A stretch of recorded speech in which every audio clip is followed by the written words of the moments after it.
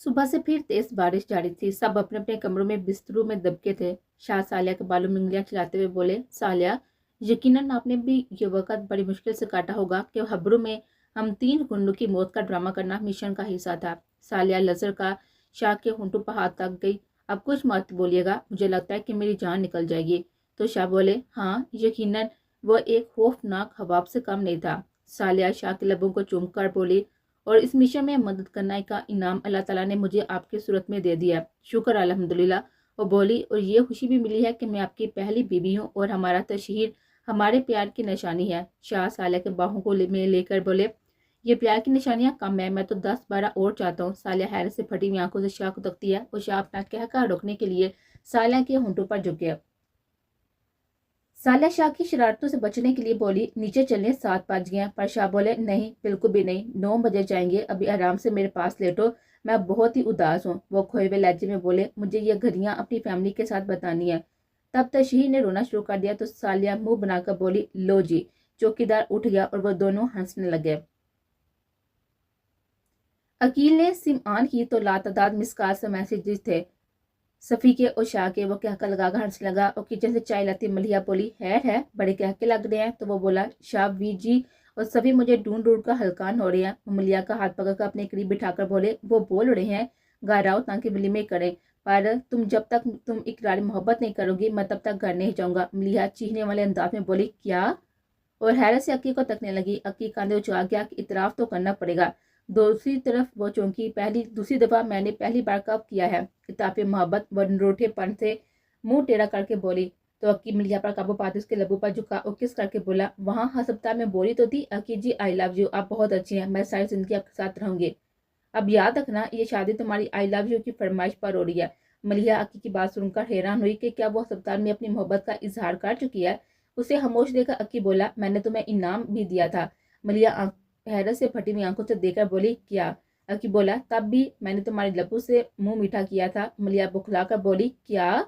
तो अगर कोई आ जाता? अक्की बोला, तो आ जाता, मैं उन्हें बता चुका था कि ये मेरी बीवी है। मलिया अक्की की बाहों में से अपना आप छिड़वाने की कोशिश करती बोली, जनाब ये मोहब्बत एक तरफा नहीं है, आप भी मुझे आई लव बोल चुकी हैं और तब भी आपने मेरे लबों से मिठाई चुराई थी। जी। अब हैरान होने की बारी अकीक जी की थी। वो मुलिया को कान से थाम कर अपनी तरफ रुख मोड़कर बोला, कब? तो मुलिया बोली, जब मैं आपको ऊपर नाश्ता देने गई थी, नाश्ता करके मुझे यूनिवर्सिटी छोड़िए, तब आप नींद बेहोश थे और मुझे अपने साथ लगाकर बोले, मलिया आई लव यू, मैं तुम्हारे बगैर नहीं जी सकता, मुझे कभी छोड़कर ना जा। तब आप मुंह मीठा गा के बेहोश हो गए। तब मैं अपना आप छुड़ाकर भागनी चाहिए, आप ही समझी। मैं इसलिए घबराई हुई हूँ कि आपको तेज बहार है। अकी मलिया के हया आलूद रुखसार देकर एक बार फिर क्या का लगा उठे गए। तब मलिया बोली, अकी जी घर चले प्लीज, मुझे इस सब से बहुत ही शर्म आ रही है। घर वाले क्या सोचते होंगे, और अब तो शाहवीर जी भी आ गए हों। वह मजीद कुछ कहती कि दरवाजे बाद दस्तक हुई तो मलिया ने हैरत से अकी को देखकर आईब्रो उचकाया कि कौन हो सकता है। अकी कांधे उचकाता कि पता नहीं कौन है।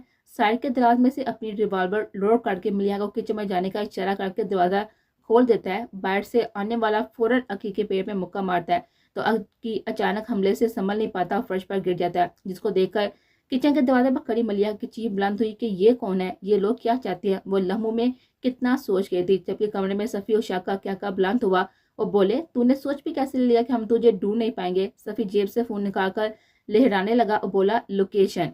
आपकी बार तीनों का कहकर छोटे से घर के दीवार में हिला और शाह अकी के गले लगा गया और कितनी देर उससे ऐसे खड़े रहे। फिर उसका माथा चूंगा बोले, सदा खुश रहो। तब तक मलिया दुपट्टा दुरुस्त करती हुई आकर शाहवी के सामने सर झुका गई। उसका चेहरा शर्मिंदगी से सुर हो चुका था और सर उठाया भी नहीं जा रहा था कि वी जी क्या कहेंगे, ये क्या हरकत है। वो मलिया के सर पर हाथ फेंक कर बोले, बी ब्रेव बच्चे, घबराते नहीं है, वक्त को एंजॉय करते हैं। अगले दिन दिलावर की फ्लैट थी। वो लंदन अपने फ्लैट पर पहुंचा, नहा धोकर आराम करता है और शाम में बाहर निकलकर कुछ खा आए और महीने भर का सौदा ले आए। और अब की बार दिलावर आकर बहुत ही उदास था कि पीछे मैनेजर के हालात ही कुछ ऐसे थे। दिलावर ने सौदा शेल्फ पर रखा तो छम से मोमी हान का ख्याल भी आया। दिलावर के लब खुद बहुत मुस्कुराने लगे। वो दिल में बोला, ए काश मोमना तुम ही मेरा इश्क होती तो मैं बहुत ही खुश नसीब होता। ये याद आते दिलावर अपने लिए काफी का मग बनाकर अपनी बुक्स, पानी की बोतल और दवाई का डिब्बा लेकर बेड पर रजाई में बैठ गया। ग्लास में पानी डालकर दवाई का बॉक्स खोला जिसमें 3 छोटे बॉक्स थे जिनमें 3-3 खाने थे। एक डिब्बा पर लिखा हुआ था सुबह, दोपहर और तीसरे पर लिखा हुआ था शाम, और कागज पर लिखा था कौन सी दवाई पानी से खानी है, कौन सी दूध के साथ। दिलावर तफसील पढ़ने लगा। जब पढ़ चुका तो एक जमाका हुआ कि ये लिखाई तो बिल्कुल इस नावल पर लिखी हुई तहरीर जैसी है। हान जल्दी से रजाई झटके से हटाकर उठे और बैग में से नावल निकाल लाए और दोनों को मिलाने लगे और दोनों तहरीरों को एक साथ पाकर आंखें मूंद कर बेड पर डह जाने वाले अंदाज में बैठकर बेड ग्राउंड से टेक लगा के और लंबी सांस हार करके मुस्कुराने लगे कि अच्छा तो वो तुम हो मेरी पगली, मुझे चोरी चोरी चाहने वाली, और मैं कितना पागल था जो उसकी आंखों के रोशन दीप अपने लिए चमकते हुए देखकर भी कुछ ना समझा। निकाह से एक दिन पहले वो बेकरारी की हदों को छू रही थी कि वो जानती थी कि मैं कल अपना हाथ हमेशा के लिए खो दूंगी। दिलावर सोचता गया, अपनी मोमना की हर हर मुलाकात याद आता गया और इस पर आगाही के दर खुलते गए तो उसे याद आया वो तो बचपन में उतरा कर बोलती थी, मैं हान को अच्छी लगती हूँ। दिलावर को एक झटका इस बात का भी लगा कि मोमना ने कभी उसे अदा या वी नहीं बोला था, वो हमेशा हान बोलते थे। दिलावर की आंखें मोमना की आंखों में बसा कर मुस्कुराने लगी और बोला, अच्छा तो नावल पर हाले दे तो लिख दिया पर नाम नहीं लिखा कि मैं अपने इश्क को ढूंढूं। तो मोमना बेबी आपकी लगन तो सच्ची थी, जो आपकी और मेरी राहें अल्लाह ने एक कर दी और हमारा निकाह कर दिया। अल्लाह ताला ने हमें एक कर दिया कि मैं कभी भी सोचना भी ना कि मोमना मुझसे प्यार करती है। उसे याद आया कितना जलील किया था शर्जील ने मोमना को मैनशेड छोड़कर उनके साथ ना जाने पर वो नहीं गई तो क्या वो अपने प्यार के पास जाने के लिए अपने भाई से जलील होती रही कि वो अपने इश्क के बगैर नहीं रह सकती थी। वो बेकरार सा होकर टहलने लगा। उसे याद आया जब वो और वी पिछले बाग में बैठे बातें कर रहे थे तो मोमना बाग में से मेरी पसंद के फूल तोड़े थी और कमरे में आने पर वही फूल उसके फूलदान में लगे देखकर वह खुश हुए थे, पर यह नहीं सोचा था कि घर के तमाम अफराद के होते हुए सिर्फ मोमना को ही मेरी पसंद का कैसे इल्म है। उसने आज तक अपना कमरा गंदा नहीं देखा, चीजें बिखरी नहीं देखी। वो हर हर बात का ख्याल रखते थे। उन्हें याद आया वो रोज कॉलेज भी नहीं जाती थी कि हान के काम खुद करेगी। दिलावर बोले, अच्छा तो नाम ना लिखने की थोड़ी सजा तुम्हें दूं? इतना तड़पा हूं मैं और तुम नहीं बोली तो अब ये 2 साल मैं तुम्हें तड़पाऊंगा। किस माजबीन की बातें सुना सुना कर किसी माजबीन की बातें सुना सुना कर और इकरार मोहब्बत वो तो मैं अब तुम्हें बाहों में लेकर ही करूंगा। ये सोचकर दिलावर ने फॉल क्लॉक पर वक्त देखा। पाकिस्तान में 10 बज रहे थे तो मोमना के मोबाइल का नंबर मिलाने लगा, जिसे मोमना ने पहली बैग पर उठा लिया। वो जल्दी जल्दी दरवाजा बंद करती है कि आवाज बाहर ना जाए कि खामोशी है और खिड़कियां भी बंद करके पर्दे बराबर कर गई और खनकती हुई आवाज में बोली, सलाम हान कैसे हैं? वो बोला, मैं ठीक हूँ मम्मी, घर में सब कैसे हैं? मोमना बोली, सब अल्लाह का शुक्र है। मोमना खुश थी कि दिलावर की आवाज सुन ली। दिलावर बोला, मोमना एक काम करेंगे? मोमना जट बोली, हुक्म करें हान, जरूर करूंगी। वो बोला, रोज करना होगा? वो जट बोली, जी जी मैं रोज करूंगी। तो दिलावर अपनी हंसी कंट्रोल करते हुए बोले, क्या मैं रोज इस वक्त तुम्हें फोन करके अपने प्यार की बातें तुमसे कर सकता हूँ जब तक वो मिल नहीं जाता? मोमना मुस्कुरा को शर्मा कर सामने रखे दिलावर की तस्वीर को फ्लाइंग किस करके बोली, जी हाँ जी जरूर जरूर, कल या करें, नो प्रॉब्लम। वो खुश होगी कि अब हान की आवाज रोज सुन पाएगी। दिलावर बोला, बस मैं उसके बारे में सोच रहा था जो अपना दिल खोलकर लिख गई है, खुद छुप गई है। वह हमार आलूद आवाज में बोले, मम्मी अगर मुझे वो निकाह से पहले मिल जाती तो मैं उससे निकाह करता, तुमसे नहीं। मोमना पास की किताबें गुस्से से बंद करती है तो उसकी चूड़ियों की आवाज सुनकर दिलावर बोला, मोमना तुम गुस्सा हो जो चूड़ियां यूं बज रही हैं? मोमना जल्दी से बोली, नहीं हान। और जुबान दांतों में दबा की आवाज हान तक पहुंच गई। पागल मम्मी, ध्यान रख, हान बहुत ही ज़हीन है। तभी तो यूरोप पढ़ने गया ना और मैं बेवकूफ़ों की तरह गुस्सा कर रही हूँ। वो दिल को समझाती है कि वो कौन सी कोई और है, मैं ही तो हूँ। और मुस्कुराने लगी, मम्मी मुझे तो अब नींद नहीं आएगी, तुम सो जाओ। मोमना के मुंह से बेहतियार निकला, नहीं हाँ जी, अब तो नींद मुझे भी नहीं आएगी, आप करें बातें, मैं सुन रही हूँ। शिकवा करती बोली, आप सुनाए अपना बेकरार नामा, मैं सुन रही हूँ। तो दिलावर उमड़ती हुई हंसी को काबू करते हुए बोले, तुम सो जाओ मोमना, तुम गुस्से में हो, मैं इसलिए साथ ही रहूंगा, दिल और दिमाग को समझा लूंगा कि मैं पुख्ता इरादा कर लिया हुआ है। मोमना बोली, अल्लाह जी मेरे हान को बता देना कि वो मैं ही हूँ। मेरा दिल करता है कि वो मुझसे अपनी बेकरानियां बयान करे, मुझसे कहें कि तुमसे दूर रहा नहीं जा रहा, कुछ खाने को दिल नहीं कर रहा, पढ़ाई में दिल नहीं लग रहा, वगैरह वगैरह बोलती। मम्मी नींद की वादियों में चले गए। डोरबेल बजने पर मुलाजिम ने आकर दरवाजा खोला। बड़ी बीबी बाहर कोई जजा साहबा आई हैं और उसके साथ कोई साहब भी आए हैं। मरीना बेगम व्हील चेयर पर बेबस बैठी हुई मनाहिल पे एक नजर डालती हैं और मुलाजिम से बोली, जी अंदर भेज दे। दोनों बहन भाई मनाहिल से मिलकर सामने सोफे पर बैठ गए। मनाहिल से जिजा बोली, मनाहिल बहुत ही दुख हुआ आपके हादसे का सुनकर, अल्लाह ताला आपको सेहत अता फरमाए। वो बातों के दौरान मुलाजिम के रखे गए जूस में से घूंट घूंट पीती जा रही थी और पर्स में से नोटों का पैकेट निकालकर बोली, ये वो रकम है जो आपने हमारे कारोबार में लगाई थी। वह शाम को एक नजर देकर बोली, यह हम वापस करने आया कि हम अपना कारोबार कराची लेकर जाने लगे हैं, तो हमारी मुलाकात ना हो पाएगी, तो हम आपकी पार्टनरशिप खत्म कर रहे हैं। मनाहिल रो रही थी अपनी हालत पर, अपने अधूरे सपनों पर, अपने अरमानों पर और अपने मुस्तकबिल पर। वो जिजा को देखकर साहिल लगी कि अच्छा, और मामा को देखती है कि ये रकम पकड़ ले। उन्होंने जिजा से पैसों का पैकेट पकड़कर मेज पर रखा और जिजा से बोले, बच्चे खाना खा कर जाना। जिजा से मनाल की हालत नहीं देखी जा रही तो वो खड़ी हो गई, बोली नहीं आंटी, हमें कहीं पहुंचना है। वो एक फाइल मीना बेगम की तरफ बढ़ाकर बोली, उसके केयर टेकर कोई वजीर है, इस फाइल पर उसके दस्तखत करवा दीजिएगा कि उन्हें रकम मिल गई है और वो अपनी खुशी से यह पार्टनरशिप खत्म कर रहे हैं। प्लीज आंटी जी साइन जल्दी करवा दीजिएगा, मेरे पास सबूत होना चाहिए कि हमारी बात क्लियर है। मरीना बोली, अच्छा बेटा, कल परसों तक हो जाएंगे, मैं फोन कर दूंगी, आप आकर ले जाना। शुक्रिया। जिजा लेट होने का बोलकर चली आई कि उसे कहीं पहुंचना है। वो मनाल की गाल पर किस करके और अल्लाह निगहबान बोलकर चली आई। सुबह की नमाज अदा करके ममना अपनी चोटी खोल रही थी, साथ में दिलावर की बातें याद करके मुस्कुरा रही थी कि जरा अपने इश्क से हयालों में बातें कर लूं। वो बालों में ब्रश करती जाती कि फोन पर रिंग हुई। वो चोटी गूंथ भी फोन जस्ट करके गाल और कांधे के दरमियान रखकर बोली, हेलो। और दूसरी तरफ से शानू की टूटी फूटी आवाज आई, मोमना बीबी जल्दी आए। मोमना अपनी 2 मुलाजमों को लेकर शानू को अस्पताल लेकर आई। उसे नर्स ने बताया कि जुड़वा बच्ची हुए हैं, एक बेटा और एक बेटी। मोमना होशी से बेकाबू होकर बोली, सच्ची? और मैंशम खून करके खुशखबरी सुनाई और उससे दिल पर हाथ रखकर बोली, हाय, मैंने तो शानू का ख्याल ही नहीं रखा, मुझे पता ही नहीं था कि बच्चे जुड़वा है। वो दिल में शर्मिंदा हुई और सोचती है कि अब सबसे बोलूंगी कि सरप्राइज देना था आप सबको, और दिल में खुदा से माफी मांगती है और अल्लाह ताला का शुक्र अदा करती है कि शानू और बच्चे हैरियत से हैं। बच्चे वसी की तरह खूबसूरत थे। शाम में शानू होश में आ गई तो मोमना ने शानू को बताया कि डॉक्टर साहब ने 2 बच्चे बेच दिए हैं।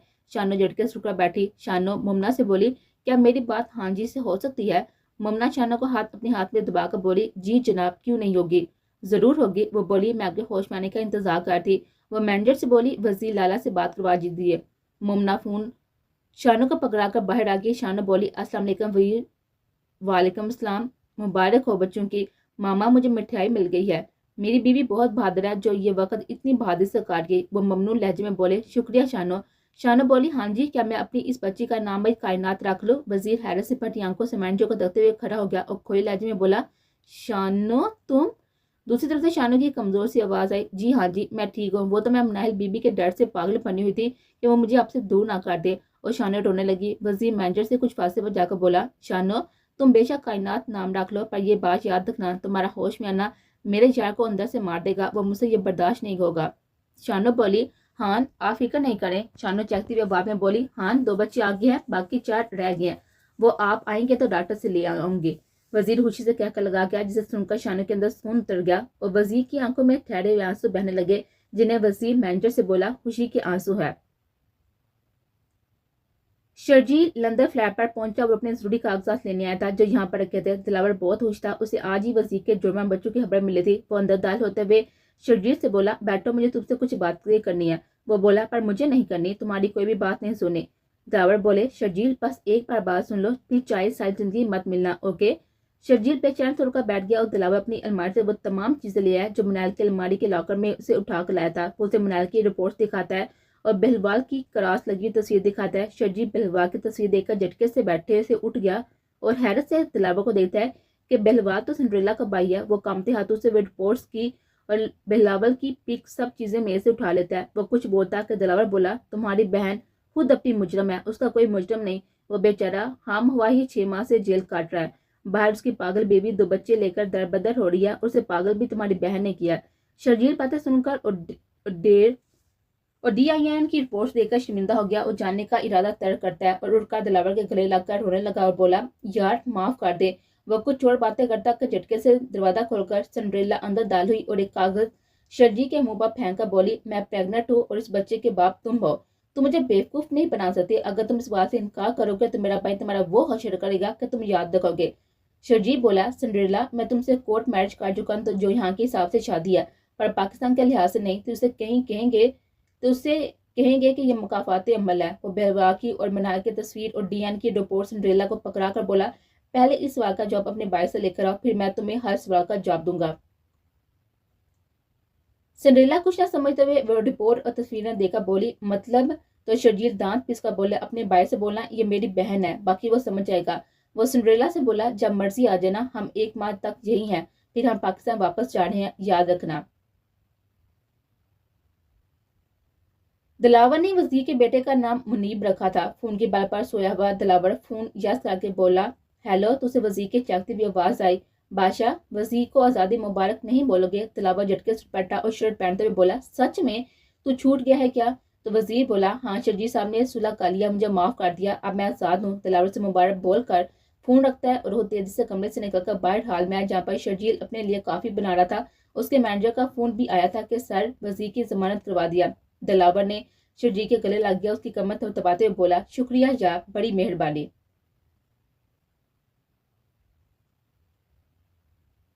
सिंड्रेला गुस्से में बिखरी हुई घर में दाखिल हुई। वो अपने पर्स में से वो सब चीजें निकालकर सोफे पर बैठे हुए बहलोल के पास मेज पर पटक दिया। बोली, ये क्या है बहलवाल? लापरवाही से तस्वीर उठाकर देखने लगा और हैरत से पास बैठे बाबा को भी देखता है कि मुझे नहीं पता कि ये क्या कह रही है। मनहर की तस्वीर पर नजर पड़ते वो चौंक कर सिंड्रेला के चेहरे को देखता है और हैरत से बोला, ये तुम्हें कहाँ से मिली? और दांत पीस कर बोली, ये मेरे दोस्त शर्जील की बहन है। बहलवाल इस इत्तेफाक का बेचैन होकर बैठ गया कि ये क्या हो गया। मैंने भी सोचा भी नहीं था कि मनाहिल मेरा मादी यूं मेरे सामने आ जाएगा। वो समझ गया था कि यह सिंड्रेला का खास दोस्त है, तभी वो इतने गुस्से में है। पर यह संजीव की कड़ियां जुड़ते जुड़ते यहाँ तक पहुंच जाएंगी, वो नहीं जानता था। सिंड्रेला से नजर चुराकर बोला, बस एक पार्टी में मुलाकात हुई थी, बस, मैं उसे जानता शानता नहीं हूँ। वो दांत पीसकर बोली, तो मुझे शर्जील ये क्यों बोला कि अपने भाई से पूछो ये कौन है? तो बहलवाल झंझलाकर खड़ा हुआ चिल्लाकर बोला, तो उसे बता देना कि मैं उसे नहीं जानता। वो तड़प कर बोली, नहीं बहलवाल, ऐसा मत बोलो, वरना वो मुझे नहीं अपनाएगा। बहलाल चलाकर बोला, तो ना अपनाए, वो कोई दुनिया का आखिरी मर्द नहीं है जो तुम यूं मरी जा रही हो। बोलो, मैं तुम्हारी शादी काली किसी मुसलमान और पाकिस्तान फैमिली में करा देता हूँ। सिंड्रेला बोली, मैं प्रेग्नेंट हूँ। तब बाबा और बहलवाल चौंक सिंड्रेला को तकते हैं और कट्ठे चिल्लाने वाले अंदाज में बोले, क्या? इन दोनों में से कोई भी कुछ बोलता कि दूसरे लम्हे वो हथेलियों से आंखें ढककर साफ करके उठी, अपने भाई की शर्ट हाथों की मुट्ठी में दबोचकर बोली, फिर चिल्लाकर बोली, वो क्यों बोला कि यह मकाफावाती अमल है? बोलो। बाबा को कुछ गलत होने का एहसास हुआ। उन्हें चौंक अपने बेटे को देखा। उनकी आंखें बेलबाज से सवाल करती कि क्या मतलब है मकाफाती अमल? मतलब किस बच्ची की जिंदगी बर्बाद की है तुमने, जो रब ने उसका बदला तुम्हारे घर से लिया है? वो बाबा को देखकर हिकलाता हुआ घबराने की एक्टिंग करता कांधे उचका गया और बोला, मुझे नहीं पता ये क्या कह रही है, कौन सा मकाफाती अमल? हता के बलबा को मनाल के साथ बताए वो पल याद आ गए और वो हशाम से सच बाप भी जान चुका था। पर उसने इस मसले का हल ये निकाला कि वो कभी भी पाकिस्तान नहीं जाएगा। इस बखेड़े में फंसने पर मसला खुद चलकर यहाँ पर पहुंच आया था। वो हैरान था, इस पूरी दुनिया में उसकी बहन को एक यही शख्स मिला था। बेलबाल उठकर घर से बाहर जाने लगता है कि बाबा से पुकारते हैं, बेलबाल, बात अभी खत्म नहीं, इसलिए तुम नहीं जा सकते। बेलबाल जान छुड़ाने के लिए बोला, बाबा, वो इस काम के लिए राजी नहीं थी। बस ठीक है। सिंड्रेला घुटनों के रखे हुए सड़क को झटके से उठाकर बोली, बाबा, ये रेप है। वो नशे में थी। बाबा ये सुनकर काम चाहते हैं कि बेटे ने किसी की बच्ची की इज्जत से खेला है, जो ये सब नहीं चाहती थी। समीस अपने हाथ से अपने दिल पर मसाज कर रहे थे कि उनके दिल में बेइंतहा दर्द हुआ। सिंड्रेला की नजर बाबा पर पड़ी तो वो चिल्लाई, क्या हुआ बाबा? सिंड्रेला की बात सुनकर बाहर जाता बेलोर भी भागकर सिर्फ अपने बाबा के पास आया। ना सिर्फ अपने बाबा के पास आया बल्कि जल्दी से एम्बुलेंस मंगवाई। शर्जील सिंड्रेला के जाने के बाद दिलावर को देखकर ये सब क्या हो रहा है, वो अपने बालों में उंगलियां चलाने लगा और उठकर लंबे सांस लेकर बोला, मैं सिंड्रेला को अपनाने से नहीं भाग रहा, हम दोनों राजी हैं इस रिलेशनशिप के लिए। मैं उसे मनाल की वजह से सजा भी नहीं दूंगा, पर उस शख्स का इल्म तो हो कि वो चंद लम्हे जो एंजॉय करके आए वो पीछे क्या तबाही फैला गया। वो दिलावर की करीब आकर बोला, यार, माइग्रेशन के पेपर सबमिट हो गए हैं, अगर तू यहाँ सब संभाले तो क्या मैं पाकिस्तान चला जाऊँ? मुझे यहाँ पर वहशत हो रही है, मेरा दिल कर रहा है मैं बेलोर के टुकड़े काट दूं। शर्जील बोला, मैं टिगर करा देता हूँ। दिलावर बोला, हो जाएगा, करवा लो। शर्जील ए पापा पहुंच आई तक तो शकील का फोन आया कि मामा को फिर हार्ट अटैक आया, वो हॉस्पिटल में है।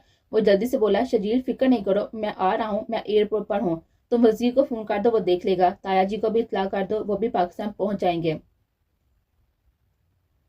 वजीर जैसे निकलकर सलून जाकर साफ सुथरा होकर नया सूट पहनता है और फिर वजीर का दिल मचने लगा अपने बच्चे देखने को। वे बेकरार से चाय लगवाती मोमना बीबी को तकते हैं तो प्यारी सी प्यार मोमना बीबी, जिनके चेहरे पर प्यार मिल जाने का रूप गजब डाला था, शरारत से बोली, वीर जी सूट लेकर बच्चे देखने दूंगी, अभी तक मुझे सूट नहीं मिला। तो वे एक बुलंद कहकर हार में गूंज गया। वजीर शर्मिंदा सर चुक जाने लगा। वो बोला, मैं आ गया हूँ बीबी, अब आपका पसंद का सूट लेकर दूंगा, शानू और बच्चों को घर ले जाऊं। श्री बेगम अटक टका बोली, नहीं वजीर, तुम इसे मिलो, पर मैं इससे और बच्चे 2 माह के होंगे फिर जाने दूंगी, अभी वो बहुत ही कमजोर और बच्चे अकेले नहीं संभाल सकती, तो जरा तबीयत संभलने दो फिर ले जाना, तब तक तुम दोनों अनेक्सी में रह लो, यही बेहतर है।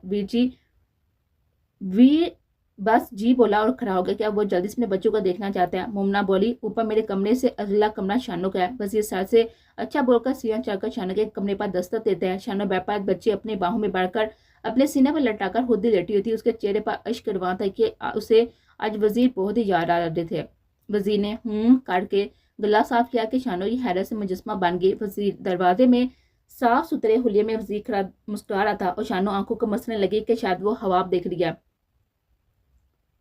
तभी वजीर चलता हुआ शानो तक पहुंच चुका था। शानो जल्दी से उठकर खड़ी होने लगी, पर वजीर ने उसे बात से पकड़कर उठने से रोका कि कोई जरूरत नहीं है उठने की, बैठी रहो। अब बच्चों को चूमकर बेड पर लेटाते हैं। वो रोती हुई शानो को साथ लगाकर आंखें मूंद गए। शानो को रोना आ रहा था, वो कुछ बोल नहीं पा रही थी और वजीर खुद नहीं बोल रहा था ताकि वो अपने दिल हल्का कर ले। जब काफी देर शानो चुप ना हुई तो वजीर शानो के कान में बोले, कल डॉक्टर के पास चले।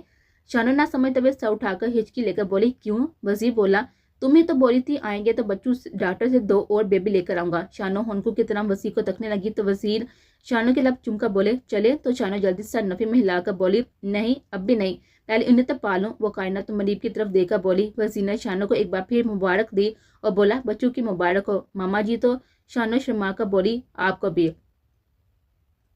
मोमना बीबी जल्दी नीचे आए, बड़े साहब बुला रहे हैं जी। वो अस्पताल से फोन आया। मोमना घबराकर तेजी से सीढ़ियां उतरकर नीचे हॉल में दुपट्टा दुरुस्त करती सिकंदर साहब से बोली, क्या हुआ है? बड़े पापा अस्पताल में कौन है? वो वही हॉल में व्हील चेयर पर बैठी जरीन बेगम को देखकर बोले। सिकंदर साहब ने अपनी बाहें अपने भतीजे के लिए खोल दी। मोमना कांपते वजूद के साथ ही उनमें समा गई और बोली, प्लीज कुछ बोले बड़े पापा, मुझे डर लग रहा है। तो सिकंदर साहब बोले, बच्चे आपकी मामा अब दुनिया में नहीं रही, वजीर मैयत लेकर यहीं पर आ रहा है। मोमना चीखने चिल्लाने लगी कि नहीं नहीं बड़े पापा, ये कैसे हो सकता है? वो गिर जाती उससे पहले सिकंदर साहब ने उसे अपने साथ सोफे पर बिठाया और उसे रोने दिया। मोमना बुलंद आवाज में रोने लगी।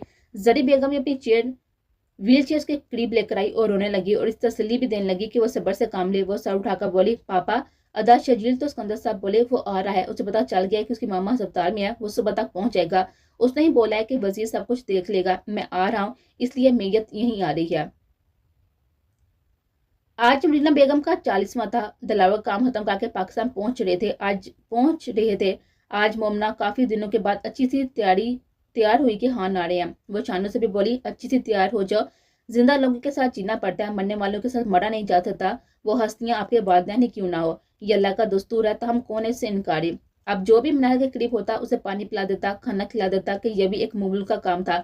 मेड को हल में रहने की जात ना थी, वो बाहर रहती या आराम करती क्योंकि जिम्मेदारी मिनाइल को नहलाना और सुलाना था। मिनाइल को खाना खिलाकर मुमना हाली बाऊ लेकर उठने लगी तो मिनाइल उल्टे हाथ से मुमना की कलाई पकड़कर उसे रोकती है, उल्टे हाथ से अपना कान पकड़कर रोने लगी कि माफ कर दो। सबकी तरफ इशारा किया और अपने मजदूर हाथ दूसरे हाथ की गिरफ्त में लेकर मुमना की तरफ कर गई कि माफी दे दो सब। तो मुमना मुस्कुराकर बोली, मैंने तो कर दिया आप ही आपको माफ, बाकी सबकी मर्जी, वो करे ना करे। मुमना करीब बैठी शानो को देखकर नजर झुका गई। शानो बोली, मुमना बीबी मनाहिल आपने क्या किया जो ये माफी मांग रही है? तो मोमना झटके सर उठाकर शानो को देखा और ममनून नजरों से देखकर बोली, जो भी किया है आप बोल दें आप ही, मैंने आपको माफ किया। तो शानो झटके से उठी और बोली, मैं क्यों बोलूं मैं माफ किया जब उन्होंने मेरे साथ कुछ किया ही नहीं है? ना ना। वो सर इनकार में हिलाती जा रही थी। मोमना बोली, बोल दो शानो, आप ही खुश हो जाएंगी। शानो हैरत से मनाहिल को तक कर बोली, अच्छा तो मोमना बीबी बोलो, मैंने आपको दिल से माफ किया। तो शानो मुस्कुरा कर बोली, हाँ मैंने आपको दिल से माफ किया। सब हार में बैठे बातें करते दिलावर अंदर दाल हुआ और बुलंद आवाज में सलाम बोला और सब में मोमना को ढूंढने लगा जो सामने किराए वाले सूट के साथ ही मैचिंग ज्वेलरी पहने हुए आप ही को बातें बता कर हंसा रही थी। दिलावर के सलाम पर मोमना बेखुद सी दाल दरवाजे की तरफ तकने लगी कि यह आवाज तो हान जी गया। दिलावर और मोमना की चमकती आंखों को देखता है और उसे वो लाइन याद आती है, मेरी आंखें तुम्हें चूम रही हैं। मोमना हान जी बोलकर चीजों से फलांगते हुए हान जी तक पहुंची और बेताबी से बोली, हान आप? और जहां वो मोमना को अपनी निगाहों के हिसाब में लेकर बोले, हाँ मैं कैसी हूँ मोमी? मोमना बोली, आप ठीक हो हान जी? और दिल में बोली, आप आगे इसलिए। वह शर्जील लद्दाख से सुन चुकी थी, अब वो यहीं पर रहकर पढ़ेंगे, उन्हें डिग्री मिल जाएगी। और दिलावर मनाइल की हालत देखकर बहुत ही दुखी हुआ, पर उसके पास सोफे पर बैठकर बोला, कैसी हो मनाइल? मनाइल थम दिखाकर मुस्कुरा दी कि मैं बिल्कुल ठीक हूँ। हाथ को घुमाकर फिर उंगली दिलावर की तरफ इशारा करती है कि तुम कैसी हो? वो बोला, मैं भी ठीक। और एक लंबी सांस लेकर उठा और बोला, मम्मी खाना लगाओ, मैं खाना खाकर रेस्ट करूंगा। और शर्जील से बोला, बात सुन। वो दोनों बाहर भाग में आके दिलावर बोला, यार बात तो बहुत ही अफसोसनाक है, पर तुझे बतानी भी जरूरी है। बेहलवाल के पापा को हार्ट अटैक आया था। सिंड्रेला और बेहलवाल उन्हें अस्पताल लेकर जा रहे थे कि रोड एक्सीडेंट में तीनों की मौत वाकई हो गई। क्योंकि तुम्हारी कोर्ट मैच हो चुकी है इसलिए उनके जायदाद की तुम वारिस हो। शर्जील हका बका दिलावर की बात सुना था, उसे कुछ भी समझ नहीं आ रही थी कि ये क्या। सिंड्रेला नहीं रही और वो उम्मीद से थी। और नो, दिलावर ने सिंड्रेला के वकील का कार्ड उसे पकड़ाया और बोला, बात का लेना, उसे हौसला देकर सब्र से काम लेना, जो हुआ है अल्लाह ने यूं ही लिखा था और हम उसके हुक्म को टाल नहीं सकते। बेशक बोलकर मोमना दिलावर अंदर आ गया। शर्जील मनाहल की व्हीलचेयर लेकर बाहर बाग में आ गया। बोला, मनाहल माजी में क्या हुआ इस बात का तो हम कभी नहीं बुला सकते, क्योंकि वो बहुत ही बुरा हुआ है। तुमने किया उसका नुकसान भी तुम सबसे ज्यादा तुमको ही हुआ। मुझे दुख है इस बात का। फिर उसने सुनीला और पहलवान से दोस्ती से लेकर उसके मरने तक की सारी बातें मनाहल को बताई, जिसे सुनकर मनाहल खौफ से फैली हुई आंखों से अपने भाई को देखकर चिल्लाती है नहीं, जिससे उसके गले की रगें खुलती हैं और आवाज के साथ ही बुलंद आवाज में रोती हुई अचानक बेहोश हो जाती है। शोर सुनकर भाई की तरफ भागते हुए सब भाई की तरफ भागते हैं कि पता करें कौन चला रहा है। मनाहल का तो गला बंद है, तो शर्जील जल्दी से दिलावर के साथ उसे अस्पताल लेकर आता है। डॉक्टर ने आकर शर्जील को बताया, परेशान होने की जरूरत नहीं है, यह हादसा उनके लिए बेहतर साबित हुआ है। अब वो कोई लफ्ज बोल पाएंगी, और अगर आप उन्हें बातें करने पर मजबूर करेंगे तो एक दिन ये बोलने लग जाएंगी, चाहे अटक अटक कर बोले पर यहाँ रुक रुक कर बोलें पर बोलने लगेंगे। शर्जील दिलावर को देखा खुश हुआ कि अच्छा ऐसा हुआ है। वो बोला, शुक्र है अल्लाह ताला का जो मेरी बहन बोल पाएगी, यह मजदूरी सबसे बड़ी है। हार में बैठी मनाहल को सब ऐसे बातें करते कि वो हूँ हाँ या जरूर बोले। वजीर जरी बेगम से जात लेकर नेक्सी में सेट हो गया था कि वापस कंदर साहब के 2 कारोबार संभालने लग गया था। तो मुस्तफी की वजह से देर सवेर हो जाती तो वह परेशान नहीं होता था कि शानों के लिए। और शाना भी मुलाजमा से काम खत्म करवा कर मैंशन आ जाती थी। शानों को बच्चे ज्यादा तंग करते कि वो 3 माह के हो चुके थे, पर वजीर अपनी बीवी के साथ मिलकर उनका ख्याल रखता। वजीर शानों के लब चुम कर बोला, 2 और कब दोगी, मैं बेचैन हूँ। मनीब का पैम्पर्स तब्दील करती शानो झंझला कर बोली, तोबा तोबा, अब भी नहीं, मुझे क्या पता था जुड़वा बच्चे संभालने इतने मुश्किल हैं। एक वक्त में शानो और वजीर के फोन पर कॉल आई, दोनों मुस्कुरा कर उठाया। वजीर जी। वजीर बोला, जी बादशाह। तो शानो उसे हाथ फैलाकर लाता हुआ छोड़ बोली, जी आपी। वजीर बोला, बादशाह बस छोटा सा काम है। दिलावर बोला, क्या रोमांस कर रहा है? तो वजीर क्या कर लगाकर बोला, नहीं, रोमांस की निशानियों की आया बनाओ। तो दोनों फिर हंसने लगे। वजीर बोला, बादशाह यार शादी का लिए पढ़ाई का क्या एहसास हो जाएगी तो यकीन नहीं करेगा, पापा बनने से जिंदगी में किस कदर रोने और खुशियां आ जाती है। इंसान काम पर बैठा हो तभी छोटे छोटे हाथ पांव हिलाते हुए बच्चे नजरों के सामने रहते हैं। शानो ने मोमना आपी से बोली, जी आपी। तो मोमना जट बोली, शानो जल्दी से आजा, नायाब की शादी रखने लगे हैं, बड़ी तैयारी करनी है, जल्दी आजा। वो बोली, आपी बच्चे दूध पी रहे हैं, बस फौरन आती हूँ, आपको मुबारक हो। इधर दिलावर वजीर से बोला, पहले नायाब की शादी कर लो, फिर सोचता हूँ, जल्दी आ जाना, नायाब की शादी रखने लगे हैं। वजीर ने भी खुशी का इजहार किया और बोला, 2